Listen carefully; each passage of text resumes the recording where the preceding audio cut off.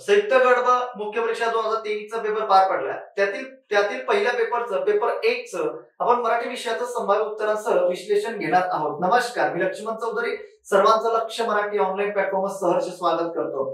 जाऊया आपण तिकडे पुढे जाण्याच्या आधी, प्रश्नाकडे जाण्याच्या आधी हे वर्गीकरण आपल्याला समजणं महत्वाचं आहे. वर्गीकरण का? कारण की आगामी काळामध्ये होणारे पेपर आहेत त्यासाठी हे महत्वाचं आहे. अलीकडच्या काळामध्ये व्याकरणावरती जास्तीत जास्त प्रश्न विचारले जात होती, पण आता जर तुम्ही बघितलं तर व्याकरणावरती 27 प्रश्न, शब्दसंग्रहावरती 18 आणि उत्तरावरती 5 प्रश्न विचारलेली होती. ओके, म्हणजे इथं व्याकरणाचं जे काही महत्व आहे किंवा व्याकरणावरती विचारले जाणारे काही प्रश्न आहेत त्यापेक्षा ते शब्दसंग्रहावरती जास्तीत जास्त प्रश्न सध्या विचारली जात आहेत. त्यानंतर पहिल्या प्रश्नाकडे बघा. आता पहिल्या प्रश्नाकडे जाऊया. गंभीर चुकीमुळे सुनीता नवऱ्यासमोर अपराध्यासारखी उभी होती. आता इकडं प्रश्न विचारला यासाठी, या संदर्भासाठी वाक्प्रचार आपल्याला विचारलेला आहे. काक दृष्टीने पाहणे हे तर काही येऊ शकत नाही, कारण की एक टक पाहणे हे तर नाही येणार. त्याच्यानंतर जीवाचे रान करणे म्हणजे खूप जास्त मेहनत घेणे हे पण नाही येणार. मनात मांडे खाणे म्हणजे मनातल्या मनात बोलणे. त्याच्यानंतर मुंग धरून बसणे हे पर्याय क्रमांक 4 हे त्याचं योग्य उत्तर आहे. कारण की जेव्हा मुंग धरून बसणे म्हणजे काय, गुमान गप बसणं. ओके, काही न बोलणं, अपराध्यासारखं फक्त ऐकत राहणं. ओके, म्हणून पर्याय क्रमांक 4 हे त्याचं योग्य उत्तर. त्यानंतर प्रश्न क्रमांक 2 काय की स्वातंत्र्य सैनिकांचा आदर करा या वाक्याचे नकारार्थी वाक्यात रूपांतरण करा. किंवा आता रूपांतरण करणं म्हणजे काय रे मित्रांनो, किंवा वाक्य बनवा असं सांगितलेलं आहे. रूपांतरण म्हणजे जो मूळचा अर्थ आहे का नाही तो जसा तसा ठेवला जातो. त्याचं रूपांतर होत असताना त्याच्या मूळच्या अर्थाला बाधा आणली जात नाही, अशा प्रकारची रचना ही रूपांतरणाची असते. मग यामध्ये महत्वाचं काय की होकारार्थीचं नकारार्थीमध्ये करताना त्या वाक्यामध्ये आलेला जो विरुद्धार्थी शब्द आहे त्याचा विरुद्धार्थी शब्द घेऊन जो मूळचा अर्थ आहे तो जशाच्या तसा ठेवला जातो. म्हणजे आदरचं त्याचा विरुद्धार्थी रूप काय होतं किंवा त्याचा विरुद्धार्थी शब्द काय येतो, तर अनादर असा विरुद्धार्थी शब्द येतो. मग पहिला पर्याय होता स्वातंत्र्य सैनिकांचा मान राखा. पर्याय क्रमांक चूक होता पहिला, कारण की तिकडे नकारार्थी वाक्यात रूपांतर करायला सांगितलंय. नकारार्थी वाक्य म्हणजे सर्वांना माहिती आहे की जिथून नकार प्रकट होत असतो, न, ना, नाही, नको अशा प्रकारची, नाही अशा प्रकारची क्रियापदे इथं आलेली असतात. आता पर्याय क्रमांक 2 होता स्वातंत्र्य सैनिकांचा अपमान नका करू. हा सुद्धा चुकीचा पर्याय होता.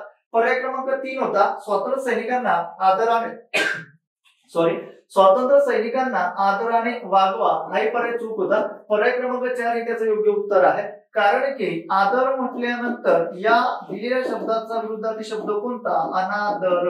आता जो मूळचा अर्थ आहे तो मूळचा अर्थ या वाक्यामध्ये जशाच्या तसा प्रकट होतोय की स्वातंत्र्य सैनिकांचा आदर करा म्हणजे अनादर करू नका, म्हणजे आदरच करा, म्हणजे इथं नकार सुद्धा प्रकट होतोय. म्हणून पर्याय क्रमांक 4 हे त्याचं योग्य उत्तर आहे. त्यानंतर खालील वाक्यांमधून सकर्मक क्रियापद असणारी वाक्य ओळखा. आता मी नेहमी सांगत असतो बॅच मध्ये सकर्मक आणि अकर्मक यावरती जास्तीत जास्त प्रश्न विचारले जातात. आता इकडं अकर्मक म्हटल्यानंतर त्यामध्ये कर्म नसतं आणि इकडे सकर्मक म्हटल्यानंतर त्यामध्ये कर्म असतं. म्हणजे इथं कर्ता आणि इकडं कर्म ह्या दोन गोष्टी खूप जास्त महत्वाच्या असतात. कर्ता तुम्हाला ओळखायचं असेल, जर तुम्हाला व्यक्तिवाचक कर्ता ओळखायचं असेल तर व्यक्तिवाचक कर्ता ओळखताना नारा किंवा नारी किंवा नारे, नाऱ्या, कोण ने प्रश्न आपण विचारत असतो. आणि जर तुम्हाला वस्तुवाचक कर्ता ओळखायचं असेल, कोणता कर्ता, वस्तुवाचक कर्ता ओळखायचं असेल तर त्या ठिकाणी क्रियापदाच्या मूळ धातूला नारा, नारी, नारे काय ने प्रश्न आपण विचारत असतो. माझा इथं पहिलं उदाहरण आपल्याला दिलंय. आणि जर तुम्हाला कर्म ओळखायचं असेल सरसकट पद्धत आहे की लेला, लेली, ओके, लेला, लेली, लेले काय ने प्रश्न विचारला की सरसकट आपल्याला वाक्यातील कर्म भेटत असतं. पहिलं उदाहरण की त्याने दार उघडले. आता उघडणारा कोण आहे, तो आहे, म्हणजे त्याचं वाक्यामध्ये कर्ता आलाय. उघडलेले काय दार म्हणजे वाक्यामध्ये कर्म आलाय. पर्याय क्रमांक 1 हे तर बरोबर आहे, वाक्यामध्ये ते सकर्मक आहे. ओके, त्याच्यानंतर याचं जर आक्रमक केलं असतं तर तिच्या घराचे दार उघडले, तिच्या घराचे दार उघडले हे वाक्य आक्रमक झालं असतं. बरोबर आहे. म्हणून पर्याय क्रमांक 1 बरोबर आहे. त्याला उदाहरण समजते. आता वाक्यामध्ये क्रियापद आलाय समजते. समजणारे काय उदाहरण वाक्यातील हा कर्ता आलाय. समजलेले काय उदाहरणच म्हणजे वाक्य सकर्मक नाही. पर्याय क्रमांक 2 येणार नाही. त्याचा पर्याय 3 काय म्हणतोय, राम शिवधनुष्य मोडतो. वाक्यामध्ये क्रियापद आलाय मोडतो. मग आता क्रियापद जर मोडतो आलाय याचा मूळ धातू येतोय मोड. आता मोड आल्यानंतर मोडणारे कोण, तर मोडणारा राम आहे. बरोबर, वाक्यामध्ये कर्ता आलाय. त्यानंतर मोडलेले काय शिवधनुष्य म्हणजे वाक्यामध्ये हे कर्म आलाय. मग आता हे सुद्धा सकर्मक आहे, कर्ता कर्म. त्याच्यानंतर 4 नंबरचं उदाहरण होतं, सरकार दुष्काळग्रस्तांना मदत देते. क्रियापदाचा मूळ धातू काय आला? दे. बरोबर. हा प्रश्न अलीकडच्या काळामध्ये आयोगाने विचारलेला आहे. मग आता देणारे कोण? मदत देणारे कोण आहे? तर सरकार आहे. बरोबर. मदत देते, देणारे कोण? सरकार. दिलेली काय? तर मदत. बरोबर. म्हणजे इथे 2 कर्म आलेली आहेत. एक जर आपण लक्षात घेतलं तर एक जे काही आपल्याला सकर्मक क्रियापदाचं उदाहरण तिथे विचारलेलं आहे. कोणाला देते? दुष्काळग्रस्तांना. जर अशा प्रकारचा प्रश्न जर तिथे आपण विचारला गेला किंवा अशा प्रकारचा प्रश्न जर विचारला गेला, कोणाला देते, बरोबर, अशा प्रकारचा प्रश्न विचारला तर तिथे येणारं जे काही उत्तर आहे ते दुष्काळग्रस्तांना असा प्रश्न तिथं आलेला आहे. ओके. त्याच्यानंतर जर दुसरा प्रश्न विचारला गेला, काय देते, असा प्रश्न जर विचारला गेला तर तिथं आपल्याला पर्याय क्रमांक म्हणजे तिथं उत्तर भेटतं काय देते तर मदत देते. म्हणजे हे जे काही उदाहरण आलेलं आहे त्याच्यामध्ये 2 कर्म आलेला आहे. म्हणजे द्विकर्मक क्रियापदाचं उदाहरण आहे. आपल्याला विचारलेलं आहे सकर्मक क्रियापदाचं उदाहरण. म्हणजे पर्याय क्रमांक ए आणि क म्हणजे अ आणि क हे बरोबर आहेत. म्हणजे प्रश्न क्रमांक 3 चं उत्तर पर्याय क्रमांक 4 असणार आहे. कारण की ड जो काही आहे तर तो द्विकर्मक क्रियापदाचा उदाहरणाचा आहे, म्हणून अ आणि क हे त्याचं योग्य उत्तर आहे. ओके. चला जाऊया 4 नंबरच्या प्रश्नाकडे. म्हणजे अशा पद्धतीने वाक्यातील कर्म, त्याच्यानंतर द्विकर्मक क्रियापद कशा पद्धतीने ओळखलं पाहिजे. वाक्यात 2 कर्म आलेली असतील तर ह्या पद्धतीने जायचं आणि वाक्यातील कर्म क्रियापद ओळखायचं. चला जाऊया पुढे. पुढचा प्रश्न आहे, शारदीय चांदण्यात समुद्र मनमोहक दिसतो. आता क्रियापद आहे दिसतो. या वाक्यातील उद्देश ओळखा. आता इकडे काय उद्देश म्हणजे करता, विषय संपला. आता सांगितलं मी तुम्हाला. मग आता इकडं दिसणारा कोण? समुद्र. म्हणजे वाक्यातील कर्ता कोणता मिळाला? समुद्र मिळाला. म्हणजे पर्याय क्रमांक 2 हे त्याचं योग्य उत्तर आहे. त्याच्यानंतर पुढचा प्रश्न, आपण देशासाठी त्याग करू. आता हा प्रश्न विचारलेला आहे की आपण देशासाठी त्याग करू. आता इथं बऱ्याच विद्यार्थ्यांनी म्हणजे हा पर्याय आणि हा पर्याय हे 2 पर्याय अगदी सहजपणे बाहेर काढले असतील. पण तुम्हाला म्हणजे बऱ्याच विद्यार्थ्यांना कुठं कन्फ्युजन झालं असेल तर पर्याय क्रमांक 1 आणि पर्याय क्रमांक 2 मध्ये कन्फ्युजन झालं असेल. आता आपण देशासाठी त्याग करू यामध्ये 100% कन्फ्युजन झालं. एकदम साधं उदाहरण, एकदम शांत डोक्याने विचार करा की आपण देशासाठी त्याग करू. समजा हा एक पर्सन इकडे उभा आहे, बरोबर, आणि तो या लोकांना उद्देशून बोलतोय. ओके. हे 4-5 जण आहेत आणि या 4-5 जणांना तो उद्देशून बोलतो आहे की आपण देशासाठी काय करूया? त्याग करूया. अशा पद्धतीने तो कुणाला तरी सांगतोय. म्हणजे कुणाला तरी तो आज्ञा करतोय की सोबत घेऊन किंवा आपण सर्वच्या सर्व सोबत राहू, देशासाठी त्याग करू. म्हणजे अशा पद्धतीने तो कुणाशी तरी बोलतोय. म्हणून पर्याय क्रमांक 1 हे त्याचं योग्य उत्तर असायला पाहिजे माझ्या माहितीनुसार. ओके. म्हणजे अशा पद्धतीने या वाक्याचं या प्रश्नाचं उत्तर पर्याय क्रमांक 1 येऊ शकतं. त्याच्यानंतर प्रश्न क्रमांक 6 काय खाली येतोय की कोणते विधान उद्गारार्थी वाक्य आहे. आता बघा, तुम्ही जर ऑब्झर्वेशन केलं, निरीक्षण केलं या सर्व प्रश्न पत्रिकेचं, तर वाक्यांच्या प्रकारावरती जास्तीत जास्त प्रश्न विचारले गेलेले आहेत. याच प्रकारावर म्हणजे शब्दांच्या जाती हा एक पार्ट आणि वाक्यांचे प्रकार यावरती जास्तीत जास्त प्रश्न विचारले जातात. बघा, आता काल फार पाऊस पडला, उद्गारार्थी वाक्य तर काही येणार नाही. आता हे वाक्य विधानार्थी आलं असतं. त्याच्यानंतर किती छान आहे हे फूल, अगदी बरोबर आहे, कारण की उद्गारार्थी चिन्ह वाक्य शेवटी आलाय. जिथून वाक्याच्या रचनेतून उद्गार प्रकट केले जातात अशा प्रकारची रचना जिथे येते त्याला मराठीमध्ये उद्गारार्थी वाक्य म्हणतात. आज बहुतेक पाऊस पडेल. आज म्हणजे तिकडं जेव्हा जेव्हा विधानार्थी वाक्यामध्ये जेव्हा जेव्हा कालदर्शक शब्द आलेले असतात किंवा स्थळदर्शक शब्द येतात तेव्हा तेव्हा ते विधानार्थी वाक्य असतं. त्याच्यानंतर तू बाहेर केव्हा जाणार आहेस हे तर नाही, प्रश्नार्थी वाक्य आलाय. म्हणून पर्याय क्रमांक 2 हे त्याचं योग्य उत्तर आहे. मी 4 पर्यायांचं विश्लेषण देण्याचा प्रयत्न माझा आहे. ओके. खालील जोड्यांपैकी विसंगत जोडी ओळखा. विसंगत म्हणजे काय? चुकीची. म्हणजे एचं 2. चला, एचं 2 अगदी बरोबर आहे. चला ते सर्वांना माहिती आहे. षष्टी विभक्ती बीचं 1, चाचीचे हे पण बरोबर आहे. त्याच्यानंतर चतुर्थी विभक्तीचं काय? आय व्ही, सलाते ही बरोबर आहे. विसंगत जोडी ओळखायला सांगितली. डीचं 3 म्हणजे हुन दिलाय, हे चुकीचं आहे. म्हणून पर्याय क्रमांक 4 ही त्याची विसंगत जोडी आहे. चला जाऊया पुढे. 7 नंबरचा प्रश्न होता. 8 नंबरचा प्रश्न, कोणत्याही काळात असणे आणि विचार व्यक्त करणे हे कोणत्या प्रकारच्या वाक्याचे गुणधर्म आहेत. आता इथं 100% आयोगाने आता म्हणजे फसवण्यासाठी हा प्रश्न टाकलाय. अशा प्रकारचे प्रश्न आयोग तिथं टाकतं म्हणजे टाकतं. आता कारण की इथं 2 पर्याय तुम्ही कट केले रे, बरोबर आहे. या दोघा पर्यायांमध्ये कन्फ्युजन आहे, एक विधानार्थी वाक्य आणि एक स्वार्थी वाक्य, बरोबर आहे का? मग आता इथं काय विचारलंय, कोणत्याही काळात असणे. आता आपण स्वार्थी वाक्य काय अभ्यासतो? स्वार्थी वाक्य आपण अभ्यासतो की फक्त काळाचा बोध होतो, बरोबर ना? स्वार्थी वाक्यामध्ये काय अभ्यासतो? फक्त काळाचा बोध होतो. अशा पद्धतीची रचना आपण कोणत्या अभ्यासली आतापर्यंत? स्वार्थी वाक्याची अभ्यासली की फक्त काळाचा बोध होतो, अशा प्रकारची रचना तिथे आलेली असते, बरोबर आहे? म्हणजे आता इकडं आणि इथं आलेला आहे कोणत्याही काळात असणे, म्हणजे जे सर्व काळी वाक्य येते का नाही, म्हणजे जे सर्व काळी वाक्य येतं ना, सर्व काळी वाक्य जे आलेलं असतं किंवा सर्व काळी वाक्य जे येतं, सर्व काळी वाक्य जे येते का नाही, तर ते कोणतं वाक्य असतं? सर्व काळी आलेलं वाक्य हे विधानार्थी वाक्य असतं आणि साधं विधान असतं. अशा प्रकारची रचना साधे विधान असते, अशा प्रकारची रचना ही विधानार्थी वाक्याची असते. म्हणजे इथं विद्यार्थ्यांचं कन्फ्युजन होण्याची दाट शक्यता, कारण इथं वेळ खूप कमी असतो, म्हणून या प्रश्नाचं उत्तर पर्याय क्रमांक 1 हे असणार आहे. कारण की तिथं वाक्याच्या रचनेवरून जायचं आहे, म्हणजे वन लाईनर प्रश्न आहे, पण तिथं विचार करणं आणि खूप मोठ्या प्रमाणात आयोग जी काही भाषा बदलवत्या त्या पद्धतीची तयारी आपली असली पाहिजे. चला जाऊया पुढं. हा 8 नंबरचा प्रश्न.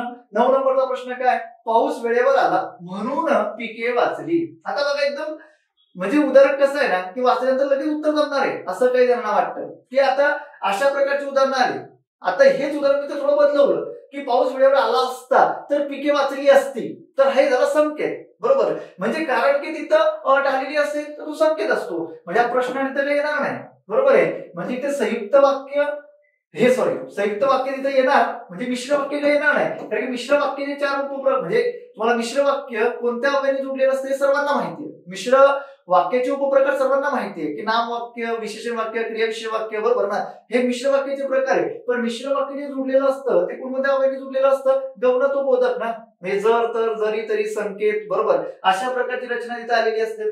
त्याच्यानंतर केवळ वाक्य तिथे येऊ शकत नव्हतं, कारण की इथं म्हणून आलेला आहे. म्हणजे 3 पर्याय कट झाले, पर्यायाला कुठला एकच, तो म्हणजे संयुक्त वाक्य. संयुक्त वाक्य का? कारण की मित्रांनो पहिल्या वाक्यामध्ये कृती आहे आणि दुसऱ्या वाक्यामध्ये काय आहे, तर त्याचा परिणाम झालेला आहे. मग जिथं अशा प्रकारची रचना असते, पहिल्या वाक्यामध्ये कृती आहे आणि दुसऱ्या वाक्यामध्ये त्याचा परिणाम असतो, ते परिणाम बोधक उभयनी अवयवाने जोडलेलं असतं आणि जे परिणाम बोधक उभयनी म्हणजे प्रधानत्व बोधक उभयनी अवयवाने जोडलेलं असतं ते संयुक्त वाक्य असतं. म्हणजे परिणाम बोधक मध्ये येणारं प्रत्येक वाक्य हे संयुक्त वाक्य आहे, म्हणून पर्याय क्रमांक 2 हे त्याचं योग्य उत्तर.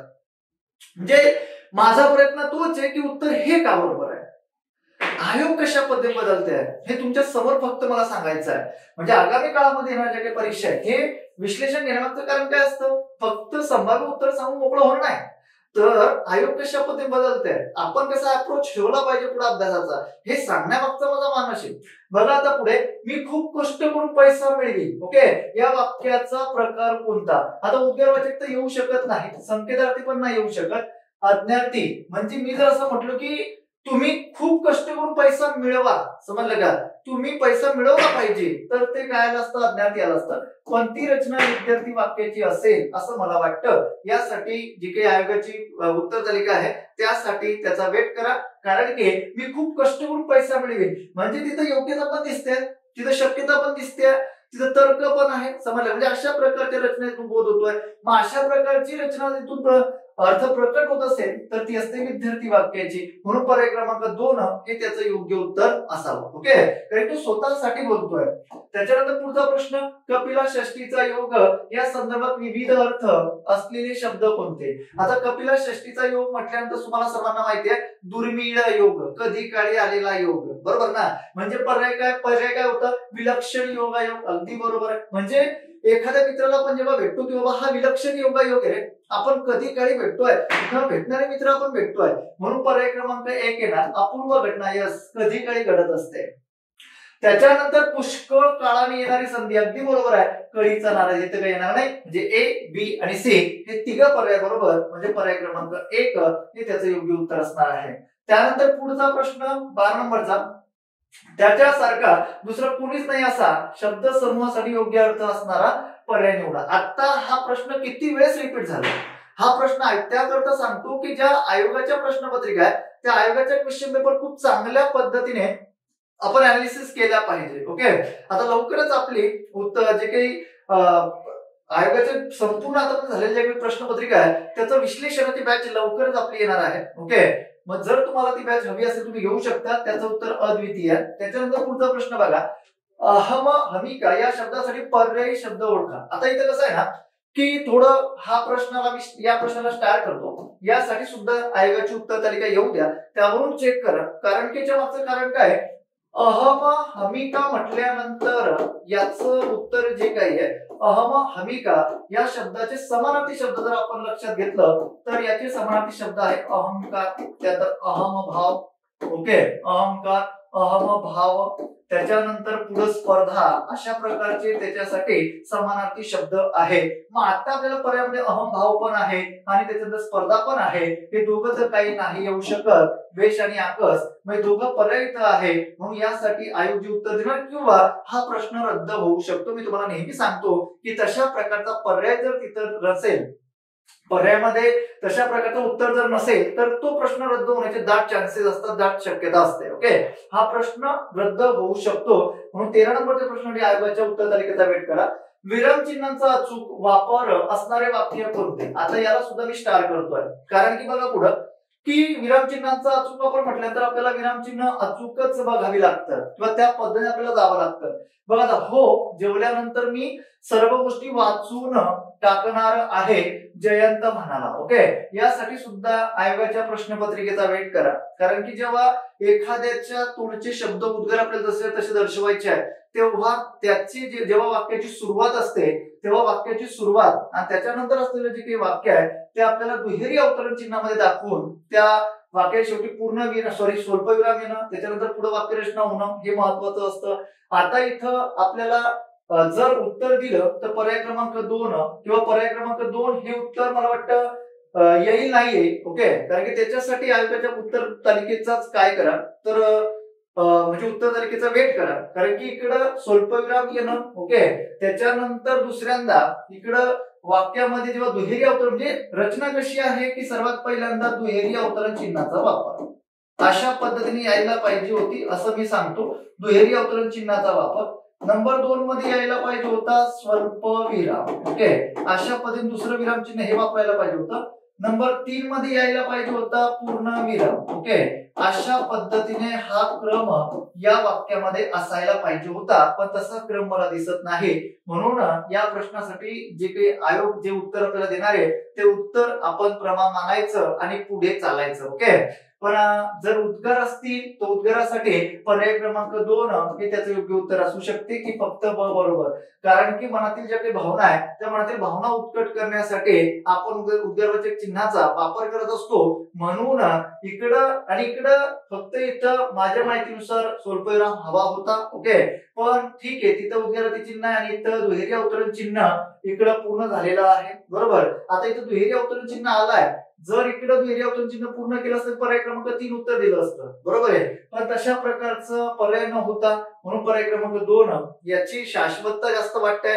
तर यासाठी आयोगाच्या उत्तर तालिकेचा वेट करा. ओके, आयोगाची उत्तर तालिका येऊ द्या. प्रश्न क्रमांक 14. त्याच्यानंतर प्रश्न क्रमांक 15 काय आहे, खाली दिलेल्या शब्दांपैकी मराठीत आलेला पोर्तुगीज शब्द ओळखा. हा एकदम सोपा प्रश्न होता. पगार, सामान, भाकरी आणि तिकीट. तिकीट इंग्रजी होता, भाकरी तर कानडी होता. म्हणून पर्याय क्रमांक 2 हे त्याचं योग्य उत्तर होतं. 16 नंबरचा प्रश्न, सर्व मुले मोठ्याने बोलत होती, वाक्यातील क्रियाविशेषणाचा प्रकार सांगा. आता क्रियाविशेषणाचा प्रकार कोणता होता तर हा क्रियाविशेषणाचा प्रकार साधित क्रियाविशेषणाचा होता. सर्वांना माहिती आहे नाम साधित आहे, विशेषण साधित आहे, सर्वनाम साधित आहे, अव्यय साधित आहे. हे क्रियाविशेषण अव्ययाचे साधित क्रियाविशेषण अव्ययाचे उपप्रकार आहे. आता नाम साधित काही येऊ शकत नाही. इकडं मोठ्याने म्हटल्यानंतर मोठा हे त्याचं मूळ रूप आहे आणि मोठा हे काय आहे तर मोठा हे विशेषण आहे. म्हणून आता त्याला काय म्हणणार तुम्ही, नाम साधित नाही म्हणू शकत, अव्यय साधित नाही म्हणू शकत. पर्याय क्रमांक 2 विशेषण साधित क्रिया विशेषण अव्यय हे त्याचं योग्य उत्तर असणार आहे. धातू साधित तर नाही, कारण ते विशेषण आलं म्हणून पर्याय क्रमांक 2 त्याचं योग्य उत्तर आहे. त्यानंतर चपळ घोड्याने, हाही प्रश्न एकदम सोपा होता. विशेषण ओळखायला सांगितलेलं, हे नाम आलेलं, नामाबद्दल अधिक माहिती सांगणारा शब्द आला चपळ, म्हणून पर्याय क्रमांक 3 हे त्याचं योग्य उत्तर आहे. त्याच्यानंतर पुढे 18 नंबरचा प्रश्न, त्या तिथे अलीकडे त्या तिथे अलीकडे माझिया प्रेमाचे प्रियेचे झोपडे आहे. त्या तिथे पलीकडे माझिया प्रियेचे झोपडे आहे. हे विधान कोणत्या क्रियाविशेषण अव्ययावरती आलेलं आहे किंवा क्रियाविशेष अव्यय आहे असा प्रश्न तिथे विचारलेला आहे. आता इकडे जर आपण लक्षात घेतलं तिथे पलीकडे, बरोबर ना. मग आता तिथे पलीकडे म्हटल्यानंतर क्रिया कुठे घडली अशा प्रकारची रचना जिथे येते त्याला स्थलवाचक क्रियाविशेषण अव्यय म्हणतात.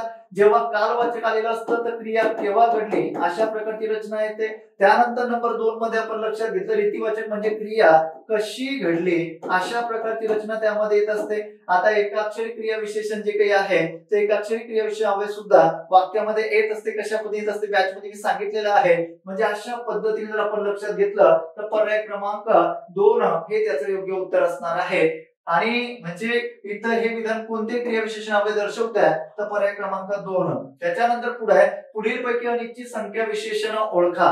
आता अनिश्चित संख्यावाचक संख्या विशेषण 5 हे तर त्या ठिकाणी पूर्णांक आला, 4 हे तर त्या ठिकाणी म्हणजे साकल्यवाचक आला. त्याच्यानंतर तिसरा म्हटलं तर क्रमवाचक आला. थोडा म्हणजे नेमक्या संख्येचा बोध होत नाही म्हणून पर्याय क्रमांक 4 हे त्याचं योग्य उत्तर आहे. ते अनिश्चित आहे. त्याच्यानंतर पुढे गेला तर 20 नंबरचा प्रश्न जेव्हा घाम गाळावा तेव्हाच खायला भाकरी मिळते हे वाक्य क्रियाविशेषणाच्या कोणत्या उपप्रकारातील आहे. आपण बघतोय क्रियाविशेषणावरती हा तिसरा प्रश्न विचारलेला आहे. आता जर आपण क्रियाविशेषण अव्ययाचे मुख्य प्रकार बघितले तर कालवाचक, स्थलवाचक, संख्या किंवा परिमाण, रीतिवाचक. त्यातला जो पहिला प्रकार आहे कालवाचक, कालवाचकचे पुन्हा 3 उपप्रकार पडतात. कालदर्शक, सातत्य आणि आवृत्ती. त्यातला जो कालदर्शक आहे त्यावरती हा प्रश्न विचारलेला आहे मित्रांनो. म्हणजे कारण की क्रिया केव्हा घडली अशा प्रकारची रचना त्यामध्ये आलेली असते. जेव्हा, तेव्हा, आज, उद्या, काल, पूर्वी, बरोबर ना. अशा प्रकारची रचना त्यामध्ये येते म्हणून कालदर्शक हे त्याचं योग्य उत्तर असणार आहे. पर्याय क्रमांक 3.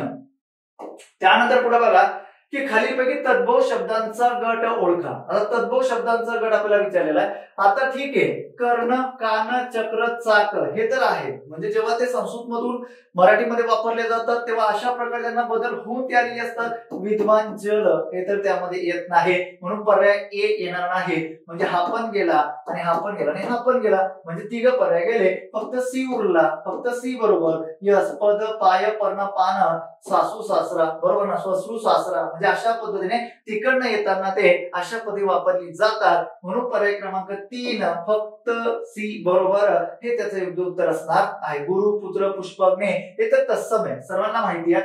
अर्ज हे तर सर्वांना माहिती आहे. अर्ज आल्यानंतर तुम्हाला सर्वांना समजून जाते बाबा अर्ज आल्यानंतर हे अरबी आहे, तिकडे तुम्ही जाऊ शकत नाही म्हणून हा पहिला दुसरा पर्याय तर येऊ शकत नव्हता. डी पण येऊ शकत नव्हता. फक्त उरला एकच, तो म्हणजे सी हे त्याचं योग्य उत्तर आहे. ओके. त्याच्यानंतर पुढे वाढदिवसानिमित्ताने गौरीला अक्षयकडून हिरे जडित टिंब मिळाला, रिकाम्या जागी उपसर्ग घटित शब्दाचा वापर करा. आता इथे 100% आपल्या पेपरला खूप मोठी घाई असते आणि तिथं आपला प्रश्न चुकण्याची शक्यता असते. आयोगाने हा प्रश्न जाणून विचारला. इथं 100% आयोग विद्यार्थ्यांना फसविण्यासाठी हा प्रश्न विचारलाय. कारण की घाई असते म्हणजे काय, अरे प्रश्न किती सोपा विचारला, वाढदिवसानिमित्ताने गौरीला अक्षयकडून हिरे जडित टिंब मिळाला. आपण पुढे न वाचता लगेच आपण उपहार नजराना, हा ठीक आहे, अ आणि ब बरोबर पर्याय करून देतो, पुढे चालतो. पण मित्रांनो अ आणि ब ते चुकीचं आहे. प्रश्न विचारला आहे उपसर्ग घटित. आता उपसर्ग घटित म्हणजे काय तुम्हाला सर्वांना माहिती आहे की एखादं नाम असेल मूळ नाम त्याच्या समोरून जोडून राहिलं जे काही एखादं अक्षर असतं का नाही त्याला उपसर्ग म्हणतात. मग आता इकडं काय की उपहार म्हणजे इकडं उप अधिक हार म्हणजे हे संस्कृत उपसर्ग आलाय ना. मग संस्कृत उपसर्ग या मूळ नामाला जोडलाय म्हणून तो परिपूर्ण शब्द उपसर्ग घटित झालाय. नजराना ठीक आहे, हा या शब्दाचा हे रे म्हणजे उपहार, त्याच्यानंतर नजराना आणि त्यानंतर भेट हे 3 शब्द एकमेकांना समानार्थी आहे. पण इथं प्रश्न विचारलेला काय, इथं 100% आयोग विद्यार्थ्यांना फसविण्यासाठी प्रश्न विचारत असते अशा पद्धतीचे. म्हणजे इथं 100% उत्तर प्रश्न उत्तर चुकण्याची शक्यता आहे म्हणून इकडं नजराना हे येणार नाही. ते उपसर्ग घटित नाही ना, समानार्थी असू दे पण ते उपसर्ग घटित नाही म्हणून पर्याय क्रमांक फक्त अ बरोबर हे उत्तर त्याचं येणार आहे. त्याच्यानंतर पुढं 23 नंबरचा प्रश्न आहे, योग्य जोड्या जुळवा. जोड्या जुळवण्यावरती प्रश्न विचारलेला आहे. उपसर्ग गठीत, प्रत्येक गठीत, अभ्यासता आणि सामासिक शब्द.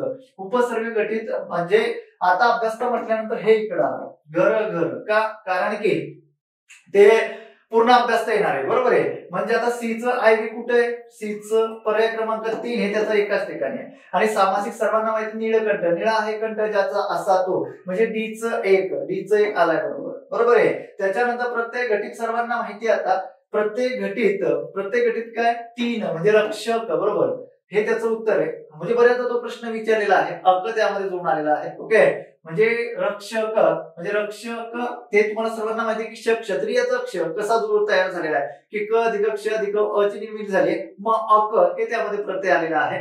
त्यानंतर पुढे उपसर्ग घटित म्हटल्यानंतर रोगी, नी हे जे काही आहे उपसर्ग जोडून आलेला आहे. आता नी म्हटल्यानंतर ते संस्कृत मध्ये पण येतं आणि मराठीमध्ये पण त्याचा काही अंशी वापर होत असतो. म्हणजे अशा पद्धतीने या सर्वांच्या सर्व कन्सेप्ट मी तुम्हाला जेवढं माझ्याकडनं जास्तीत जास्त सांगण्याचा प्रयत्न तेवढं मी सांगतोय. बघा आता पुढचा प्रश्न, विरुद्धार्थी वाक्प्रचाराच्या जोड्या जुळवा. उखळ पांढरे होणे म्हणजे सर्वांना माहिती आहे की खूप काही चांगलं घडणं, बरोबर, आयुष्यामध्ये.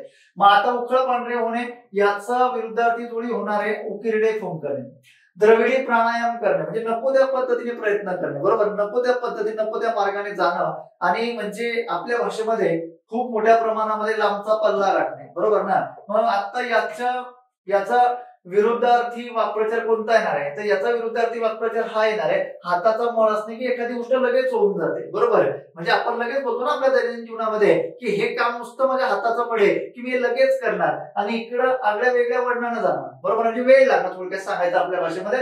मुळावर येणे याचं हे आहे की मुळावर येणे म्हणजे याचं विरुद्धार्थी धन शून्यावर येणे. म्हणजे इकडे मुळावर येणे म्हणजे खूप मोठ्या प्रमाणामध्ये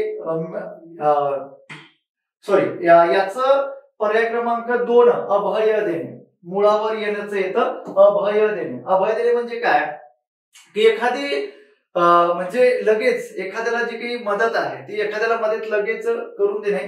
त्याच्यानंतर इकडं उदार शनी होणे त्याचा विरुद्धार्थ येतो की धन शून्यावर येणे. अगदी बरोबर आहे, उदरी शनी येणे म्हणजे सर्वांना माहिती आहे की खूप मोठ्या प्रमाणामध्ये संपत्ती येणं, आणि इकडे धन शून्यावर येणं म्हणजे दारिद्र्य खूप मोठ्या प्रमाणामध्ये येणं. म्हणून पर्याय क्रमांक 4 हे त्याचं योग्य उत्तर असणार आहे. म्हणजे अशा पद्धतीने प्रश्न क्रमांक 24 चं उत्तर पर्याय क्रमांक 4 असणार आहे. त्यानंतर आता पुढे खालील प्रसंगाला योग्य म्हण ओळखा. बघा मी तुम्हाला माझ्या युट्यूबला जर तुम्ही गेला, ज्या विद्यार्थ्यांनी अजूनही आपलं युट्यूब चॅनल सबस्क्राईब केलं नसेल मराठीच्या अपडेट्स साठी, आयोगाच्या बदलत्या पॅटर्न नुसार अभ्यास करण्यासाठी, तर आजच लक्ष मराठी अकॅडमीचा ऍप डाउनलोड करायचा. ज्यांना बॅच घ्यायची आहे किंवा ज्यांना ही सिरीज कंटिन्यू करायची आहे त्यांनी आवर्जून आपलं लक्ष मराठी अकॅडमीचं ऍप जे काही युट्यूब चॅनल आहे ते सबस्क्राईब करा. ओके, आणि जर तुम्हाला खरंच लेक्चर आवडत असतील लाईक सुद्धा करा. तुम्हाला कुठल्या पद्धतीची आगामी काळामध्ये होणाऱ्या परीक्षा त्या परीक्षेसाठी कोणकोणत्या पद्धतीची लेक्चर हवी आहे ते सुद्धा मला कमेंट्स मध्ये सांगा, आणि लेक्चर कसं वाटतंय ते पण मला कमेंट्स मध्ये कळवा. खालील प्रसंगाला योग्य म्हण ओळखा. मी तुम्हाला हे लेक्चर माझ्या युट्यूबला तुम्हाला बघायला मिळते की बदलता शब्दसंग्रहाचा पॅटर्न त्या पद्धतीने तुम्ही अभ्यास केला पाहिजे. म्हणजे आतापर्यंत आपण काय अभ्यासतोय की एखादी म्हण दिली त्याचा अर्थ अशा पद्धतीने आपण अभ्यासतोय, पण सध्या प्रश्न अशा स्वरूपाची विचारली जात आहेत तशी नोट्स तुम्हाला आपल्या ऍप मध्ये उपलब्ध असणार आहे. बघा आता मुला तुझ्या वडिलांनी खेड्यात जाऊन राहण्याचा निर्णय घेतलाय. तू म्हणतोस मला त्यांच्या बरोबर जाऊ नकोस, तुला झेपणार नाही, पण आता राहिलाय काय माझं. म्हणजे एक पत्नी एका मुलाशी बोलते, म्हणजे पती पत्नी आणि त्याच्यानंतर त्यांचा मुलगा, असा तो संवाद आहे, असा तो प्रसंग आहे. आता यासाठी जिकडे खोबरं तिकडे चांग भलं हे तर काही येणार नाही, जिकडे फायदा असला तिकडं हे येणार नाही. जिकडे सोयी तिकडे दोरा हे त्याच्या संदर्भासाठी किंवा त्या प्रसंगासाठी योग्य असणारी म्हण आहे. म्हणून पर्याय क्रमांक 2 हे त्याचं योग्य उत्तर आहे. जिकडे पोळी तिकडे गोंडा घोडी हे येणार नाही, जसा भाव तसा देव नाही. आता हे आपल्या दैनंदिन जीवनातल्या सर्वच्या सर्व म्हणी आहे. मराठीमध्ये वेगळं काय नाहीये, आपलं दैनंदिन जीवन आहे. 26 नंबरचा प्रश्न बघा, आता 26 ते 30 नंबरचे प्रश्न हे उत्तरांसाठी आहे. उत्तरांचे प्रश्न घेतले असते लेक्चर खूप लांब असतं, त्याच्यामुळे मी उत्तरांची प्रश्न घेतली नाही. खाली दिलेल्या शब्दातील देशी शब्द ओळखा. देशात हा प्रश्न येणारा होता सर्वांना. भाकरी येणार नाही, गाजर येणार नाही कारण की कानडी शब्द आहे. बटाटा येणार नाही, बाजरी हे त्याचं एकमेव उत्तर आहे. फक्त ड बरोबर, यावरती काही विश्लेषण करण्याची गरज नाही. जर तुम्हाला शब्द संग्रह चित्र आणि गोष्टी स्वरूपात अभ्यासायचं असेल तर आजच ऍप डाउनलोड करायचं, नोट्स तुम्हाला उपलब्ध होणार. खालीलपैकी कोणत्या शब्दांना संस्कृत उपसर्ग लागलेले आहेत? आता बघा, आधा, उत्तम, निग्रह अशा प्रकारचा पहिला पर्याय होता. अजान, अवतळ आणि पंतू. आता अ तर आहे बरोबर, त्यामध्ये उपसर्ग आहे संस्कृत, पण उपसर्ग आहे संस्कृत उपसर्ग, पण पंतू म्हटल्यानंतर पण अधिक नातू हे संस्कृत उपसर्ग नाही. हे कोणतं उपसर्ग आहे? तर हे मराठी उपसर्ग आहे. ओके, म्हणून पर्याय क्रमांक 2 तर येणार नाही.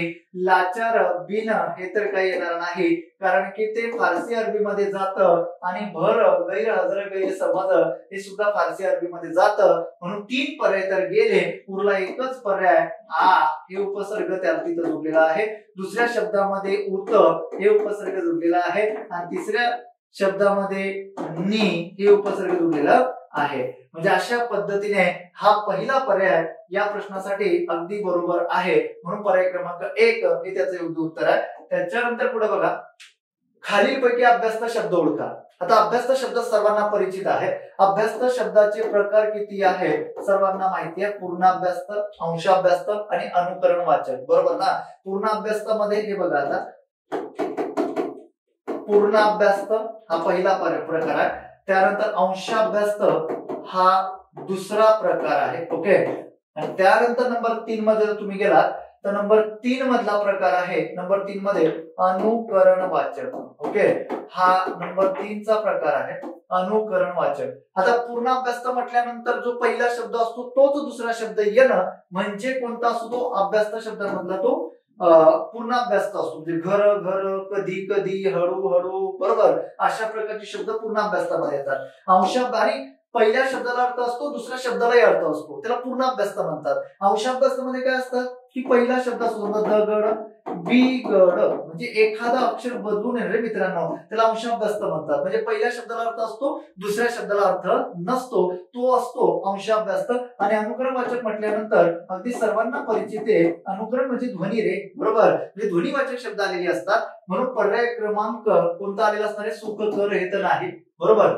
त्यात प्रहार हे पण नाही. प्र म्हटल्यानंतर हे संस्कृत उपसर्ग आला. रिकाम, टेकडा हा तर पूर्ण शब्द आला, बरोबर.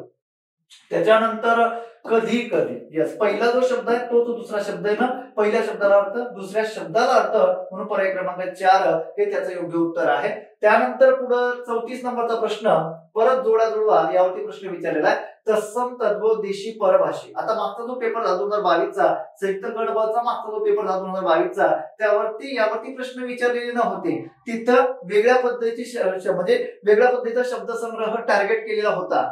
पण आता इकडे हा शब्दसंग्रह विचारलेला आहे. बघा आता इकडे काय, तत्सम आहे, तद्भव आहे, देशी आणि परभाषी. बरं, देशीची जोडी कोणती? तर धोंडा, ढेकून, बाजरी. म्हणजे सीच एक कुठं आलाय? सीच एक इथे एकाच ठिकाणी आहे. पर्याय क्रमांक 2 हे त्याचं योग्य उत्तर आहे. यावरती बोलून काही म्हणजे यावरती विश्लेषण करण्याची गरज नाही, कारण की हा प्रश्न खूप सोपा होता. त्याच्यानंतर 35 नंबरच्या प्रश्नाकडे मार्गस्थ होऊया. शुद्ध लेखन नियमानुसार अचूक शब्दांचा गट ओळखा. बघा, आता शुद्ध लेखन म्हटल्यानंतर यावरती प्रश्न असतो म्हणजे असतो रिपीटेड क्वेश्चन असतात. आधी प्रश्न विचारला होता फक्त एकच, आता इथं 3 पर्याय दिलेले, 3 पर्यायांचे पुन्हा त्याची उपपर्याय दिलेली आहेत. म्हणजे प्रश्नांची लेवल, प्रश्नांची पातळी कशा पद्धतीने वाढत चालली आहे, आयोग कशा पद्धतीने बदलतो हे समजून घ्या. बघा, आता यामध्ये उहापोह, नाविन्य आणि उत्कृष्ट, बरोबर. आता बऱ्याच विद्यार्थ्यांनी सांगितलं, म्हणजे बऱ्याच विद्यार्थ्यांची संकल्पना असेल नाविन्य अशा पद्धतीने लिहिलं जातं, पण ते चुकीचं आहे, कारण की त्याला दीर्घ लिहिलं जातं. ओके, कारण की वरती दीर्घ उच्चार त्याचा केला जातो. म्हणजे आतापर्यंत आपण अशाच पद्धतीने लिहित आलोय, पण ते अशुद्ध आहे. उत्कृष्ट बरोबर आहे, उहापोह बरोबर आहे, पहिला पर्याय बरोबर आहे. आता बरेच विद्यार्थी म्हणतात सर मतितार्थ, आतापर्यंत आम्ही असाच अभ्यास केलाय त्याचा, मतितार्थ आम्ही अशाच पद्धतीने लिहिला, अशाच पद्धतीने अभ्यासला, ते चुकीचं आहे. मथितार्थ येते, हे बरोबर आहे. घनश्याम, बलिष्ठ, समजलं का? त्याच्यानंतर इशारा, अलीकडे वाङ्मय. अलीकडे आपण बऱ्याच वेळेस अशा पद्धतीने लिहितो आपल्या डेली रुटीन मध्ये, दैनंदिन जीवनामध्ये मराठी लिहित असताना. पण हे चुकीचं आहे. अलीकडे म्हटल्यानंतर ल वरती त्याचा आघात दिला जातो म्हणून त्याचं लिखाण दीर्घ केलं जातं म्हणून ए बी सी बरोबर हे त्याचं उत्तर योग्य असावं. ओके, अशा पद्धतीने 35 नंबरचा प्रश्न. त्याच्यानंतर 36 नंबरचा प्रश्न, वाक्यार्थाला बाधा न आणता वाक्याच्या रचनेत केलेला बदल म्हणजे काय? वाक्यार्थाला बाधा न आणता मी तुम्हाला सांगितलं त्याला वाक्य रूपांतरणच म्हणा. समजलं का? त्याला काय म्हणतात? वाक्य रूपांतरण. की वाक्यार्थाला बाधा न आणता जी काही रचना केली जाते जोच्या तोच अर्थ ठेवला जातो त्याला म्हटलं जातं काय? वाक्य रूपांतरण. वाक्य पृथक्करण करणे म्हणजे काय? वेगवेगळं करणे. वाक्य विस्तार करणे म्हणजे काय? त्याचं लिखाण करणे. ओके, म्हणजे अशा पद्धतीने पर्याय क्रमांक 2 हे त्याचं योग्य उत्तर आहे. 37 नंबरचा प्रश्न, जेव्हा क्रियापदाचे रूप कर्त्याच्या किंवा कर्माच्या लिंग वचनाप्रमाणे बदलत नसून ते नेहमी तृतीय पुरुषी नपुंसकलिंगी एकवचनी स्वतंत्र असते अशा प्रकारच्या वाक्यरचनेला काय म्हणतात? असा प्रश्न विचारला असेल तर लक्षात असू द्या, जेव्हा तृतीय पुरुषी नपुंसकलिंगी क्रियापद असतं तेव्हा त्या क्रियापदाला ले अशा प्रकारचं विभक्तीचं प्रत्यय 90% जोडून आलेलं असतं. ती रचना ही भावे प्रयोगाची असते, जास्त बोलण्याची गरज नाही. आणि क्रियापद कर्तरी प्रयोगामध्ये क्रियापदे सर्व कार्य असू शकते. ओके, आणि इकडं कर्मणी प्रयोगामध्ये आलेलं जे काही क्रियापद असतं बघा, आता इथं कर्तरी प्रयोग कसा लिहिलाय, कर्मणी प्रयोग कसा लिहिलाय. जनरली आपण लिहिताना कसं लिहितो? असंच लिहितो. कर्मणी लिहिताना आपण कसं लिहितो? असंच लिहितो. पण ते चुकीचं आहे. इकडं बघा, र ला पहिली विलांटी, इकडं न ला पहिली विलांटी आहे. लक्षात असू द्या. म्हणजे साध्या साध्या गोष्टी आहेत आणि आपल्याला लिहिण्याची पद्धत झालेली असते त्याच पद्धतीने आपण उत्तर देत असतो. उद्या दिवशी हाही प्रश्न तुम्हाला शुद्ध शब्दांमध्ये शुद्ध लेखनानुसार दिलेल्या शब्दांमध्ये ओळखायला सांगितलेला असतो. तर लक्षात असू द्या. मला कर्मणी प्रयोगामध्ये आलेलं जे काही क्रियापद असतं तर ते क्रियापद भूतकाळी असतं. लक्षात असू द्या. किंवा ते क्रियापद विद्यार्थी अशा पद्धतीने असू शकतं की त्या क्रियापदाला वा वि वे अशा पद्धतीने जुडलेलं प्रत्यय जुडलेलं असू शकतं. आणि त्याच्यानंतर कर्मकर्तरी सर्वांना माहिती आहे. कर्मकर्तरीमध्ये आलेलं जे क्रियापद असतं हे क्रियापद संयुक्त क्रियापद असतं. म्हणजे इथं कर्त्याला कडून हे शब्द योगी अव्यय जुळून आलेलं असतं. हा 37 नंबरचा प्रश्न होता. 38 नंबरचा प्रश्न इथं सुद्धा, आता इथं हा प्रश्न बघा तुम्ही थोडा विचार करण्यासारखा प्रश्न आहे. इथं 100% विद्यार्थ्यांनी उत्तर चुकवलेलं असावं. क्रियेचे पूर्णत्व हा क्रियापदाचा अर्थ असतो तेव्हा कर्मणी प्रयोगाचा उपप्रकार कोणता? आता क्रियेचे पूर्णत्व आतापर्यंत आपण एकच अभ्यासलं की जिथं क्रियेचा शेवट असतो, जिथं क्रिया संपली अशा प्रकारच्या रचनेचा बोध होतो त्याला समापन कर्मणी म्हणतात. बरोबर आहे. त्याची रचनाच अशा पद्धतीची आहे की पंचमी विभक्तीची प्रत्यय अधिक वाक्याच्या शेवटी शक्यतो झाला, त्याच्यानंतर झाले आणि झाले अशा प्रकारची क्रियापदे आलेली असतात त्याला मराठीमध्ये काय म्हणतात? समापन कर्मणी म्हणतात. म्हणून त्याचं उत्तर पर्याय क्रमांक 3 असणार आहे. आता पुराण कर्मणी सर्वांना माहिती आहे की तिथं पुराण कर्मणीमध्ये जे क्रियापद असतं त्या क्रियापदाच्या मूळ धातूला जे अशा प्रकारचं प्रत्यय जुळलेलं असतं किंवा जे काही त्या ठिकाणी प्रत्यय जुळलेलं असतं ते जाऊ द्या, पण तिथं संस्कृत मधली वाक्यरचना आलेली असते. आणि शक्य कर्मणी शक्यता सामर्थ्य क्षमता असते. प्रधान कर्तृत्वामध्ये कर्ता जो असतो तो प्रधान असतो. म्हणून पर्याय क्रमांक 3 हे त्याचं योग्य उत्तर आहे. त्याच्यानंतर 39 नंबरचा प्रश्न, एखाद्या म्हणीतील टिंब हा त्या म्हणीचा आत्मा असतो. अगदी बरोबर आहे. म्हण म्हणजे काय? म्हण म्हणजे आपलं जे दैनंदिन जीवन आहे त्या दैनंदिन जीवनामध्ये येणारे जे काही अनुभव आहे त्या अनुभवावरून जे काही डिसाईड होतं किंवा जे काही ठरतं किंवा त्याच्याशी जी काही त्या ठिकाणी आपल्या अनुभवाशी की आपल्या दैनंदिन जीवनाच्या प्रत्येक मुवमेंटशी जे काही त्या ठिकाणी त्याची सांगड घातली जाते त्याला म्हणी म्हणतात. लक्षात असू द्या. आतापर्यंत आपण अभ्यासलं म्हणे, पण यातला जो महत्वाचा पार्ट आहे की आपल्या दैनंदिन जीवनातला जो अनुभव आहे तो अनुभव याच्याशी खूप मोठा असतो. म्हणून पर्याय क्रमांक 3 हे त्याचं योग्य उत्तर आहे. त्याच्यानंतर प्रश्न क्रमांक 40, समानार्थी म्हणींच्या योग्य जोड्या ओळखा. आता समानार्थी म्हणी म्हटल्यानंतर आज अंबारे उद्या जोळी धरे. आता हेच त्याचं उत्तर आहे. म्हणजे पर्याय क्रमांक 3 की असेल तेव्हा दिवाळी नसेल तेव्हा शिमगा. बरोबर आहे. बरोबर. त्याच्यानंतर पुढे काय? मनसुबे केलेले दिवस निघून गेले. बरोबर. मनसुबे केले आणि दिवस निघून गेले. म्हणजे एखादी गोष्ट करता करता एखादं काम करता करता दिवस निघून जातात. बरोबर आहे. अशा पद्धतीने ते विचारलेलं समानार्थी म्हणून विचारलेले आहे. काळी चोर तो मोळी चोर. ओके, काळी चोर तो मोळी चोर अशा मोळी चोर अशा प्रकारचा प्रश्न तिथे विचारलेला आहे. आता या प्रश्नाचं उत्तर जर आपण लक्षात घेतलं तर समजा एच 3, चला 3 ठिकाणी 3 आहे, त्याचा मन सुबे केलेले दिवस निघून गेले. बीच काय येतं, बीच मनात मनोरे पुढे ताट कोरे. बरोबर आहे की मनात मनोरे पुढे ताट कोरे, कुठल्याही प्रकारची कृती न करणे. म्हणजे तिथं मन सुबे केले दिवस निघून गेले, म्हणजे इथे तीच परिस्थिती, इथे तीच परिस्थिती आहे की मनात मनोरे पुढे ताट कोरे. म्हणजे मनात भरपूर गोष्टी पण काही नाही. बरोबर ना. इकडे दिवस निघून गेल्या, तिकडे दिवस निघून गेल्या, म्हणजे बीच आय बी इकडं पण आहे, इकडं पण आहे, म्हणजे 2 पर्याय तर आता निघाले. बरोबर आहे. म्हणजे 1 पर्याय गेला, 2 गेला आणि 4 गेला. 1 आणि 3 मध्ये उत्तर असणार आहे. त्याच्यानंतर काळी चोर तो माडी चोर, म्हणजे सीच 1 बरोबर आहे.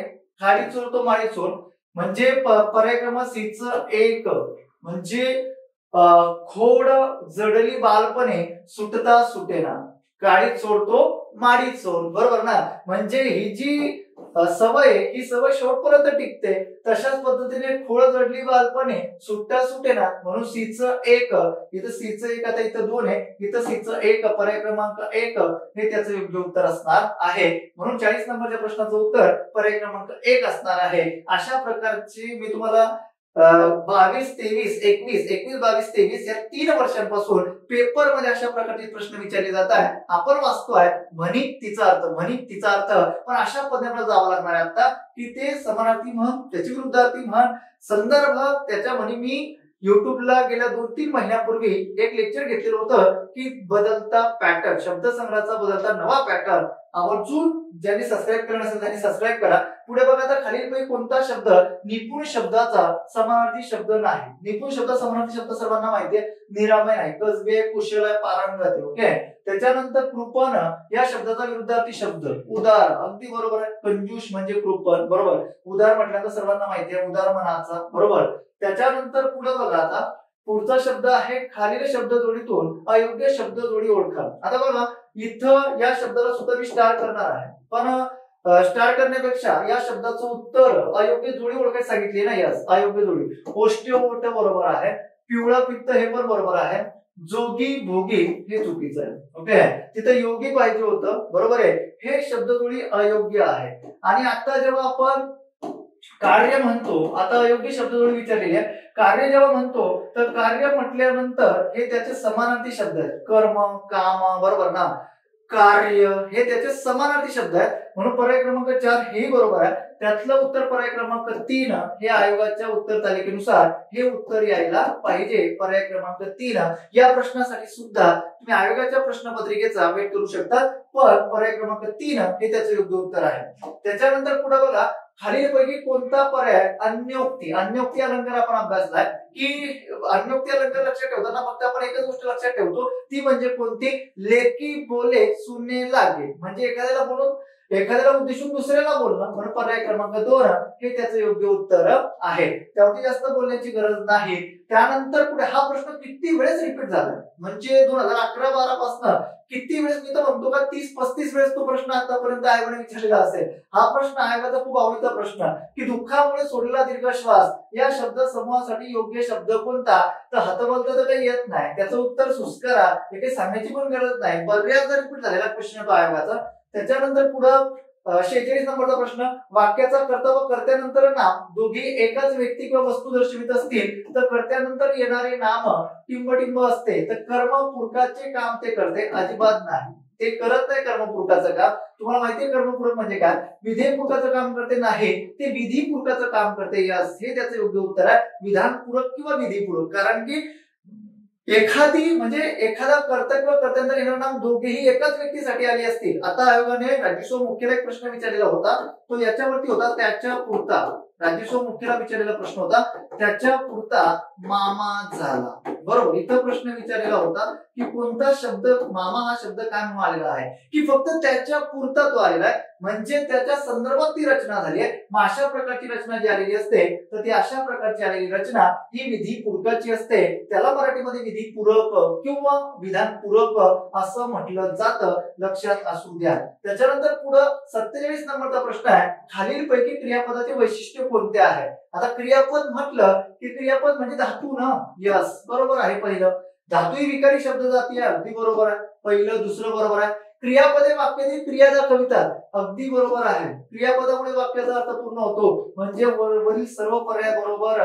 पर्याय क्रमांक 4 हे त्याचं योग्य उत्तर. त्याच्यानंतर पुढे 48 नंबरचा प्रश्न, परवा पटलाने मुंबईहून एक सुंदर तैलचित्र अगदी स्वस्तात आणले. परवा आणले ना, म्हणजे हे झालं क्रियाविशेषण अव्यय, म्हणजे ते संयुक्त वाक्य त्याला येऊ शकत नाही, बरोबर. म्हणजे ते वाक्य जुळलेलं नाहीये, दोन वाक्य नाहीये. इथं प्रधानत्व गमत्व अशा प्रकारची रचना नाही, ते प्रश्नार्थी नाही, वाक्य एकच आहे, वाक्यामध्ये एकच कर्ता आहे.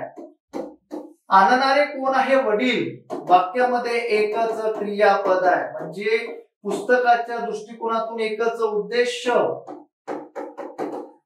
आणि एकच विधेय, अशा प्रकारची रचना जिथे असते ती रचना म्हणजे कोणती असते? केवळ वाक्याची असते. म्हणून पर्याय क्रमांक 3 हे त्याचं योग्य उत्तर आहे. त्याच्यानंतर 49 नंबरचा प्रश्न, पुढीलपैकी संकेतार्थी वाक्य कोणतं आहे? बरोबर, संकेतार्थी वाक्य विचारले आहे. संकेत मी तुम्हाला सांगितलं, संकेत म्हणजे अट. असं केलं तर, म्हणजे वडिलांनी पैसे दिले असते, यस, तर परीक्षा शुल्क भरले असते, अगदी बरोबर. म्हणजे असं केलं तर असं झालं असतं, त्याला म्हणतात संकेत. दुसरी पुढची वाक्य वाचण्याची पण गरज नाहीये. हा 49 नंबरचा प्रश्न आणि अगदी शेवटच्या प्रश्नापर्यंत आपण येऊन पोहोचलोय.